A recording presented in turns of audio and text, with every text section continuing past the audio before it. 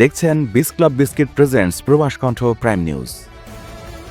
দীর্ঘ প্রবাস জীবনের ক্লান্তি শেষে পরিবারের সঙ্গে ঈদের আনন্দ ভাগাভাগি করার স্বপ্ন নিয়ে দেশে ফিরেছিলেন মোহাম্মদ আনু বিশ্বাস, কিন্তু সেই স্বপ্ন আর পূরণ হলো না।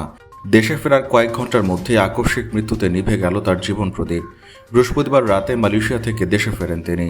রাতেই নিজ বাড়ি মাগুরার শ্রীপুর উপজেলার দরিয়াপুর ইউনিয়নের চৌগাছি পূর্বপাড়া এলাকায় পৌঁছান।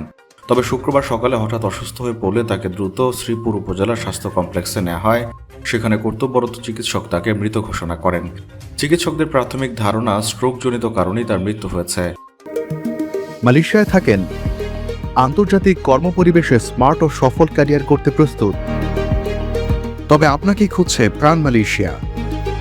সমগ্র মালয়েশিয়া জুড়ে বিভিন্ন পদে আপনি হতে পারেন আমাদের পরবর্তী টিম মেম্বার। আপডেটেড সিভি সহ হোয়াটসঅ্যাপ করুন এই নম্বরে। নিহত আনু বিশ্বাস ওই এলাকার কাদের বিশ্বাসের ছেলে। তিনি দীর্ঘদিন ধরে মালয়েশিয়া একটি প্রতিষ্ঠানে শ্রমিক হিসেবে কাজ করতেন।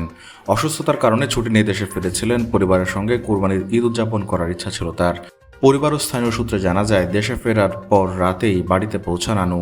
হঠাৎ সকালে অসুস্থ হয়ে পড়লে দ্রুত হাসপাতালে নেওয়া হলেও তাকে আর বাঁচানো যায়নি। আনুর স্ত্রী তন্নি খাতুন বলেন, পরিবারের ভাগ্য বদলাতে অনেক কষ্ট করে বিদেশ গিয়েছিলেন আমার স্বামী। দেশে ফিরে এমনভাবে চলে যাবেন তা ভাবতেই পারছি না। এখন আমরা একেবারে অসহায়। নিহতের ভাই আলমগীর বিশ্বাস বলেন, দীর্ঘদিন প্রবাসে থাকার পর দেশে ফিরেই ভাইকে হারালাম। শ্রমিক দিবসে তার মৃত্যু, এটা আমাদের জন্য বেদনাদায়ক। আনু বিশ্বাসের আকস্মিক মৃত্যুতে পুরো এলাকায় শোকের ছায়া নেমে এসেছে। আত্মীয় স্বজন ও এলাকাবাসী তার বাড়িতে ভিড় করছেন শেষ বিদায় জানাতে।